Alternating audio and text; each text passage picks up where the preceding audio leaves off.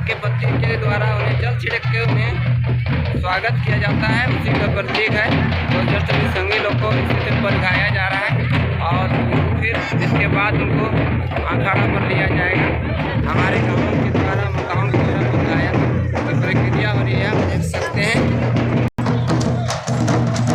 हमारे गाँव के जो संगी गाँव है वो सात पड़ा के है और सात पड़ा के राजा गाँव है। वो लोग आए हुए संगी लोग आए, उनको अभी शरबत और चना को ले जाकर उनको दिया जा रहा है। इसके बाद हम लोग उनको जतरा टाँड़ ले जाएंगे।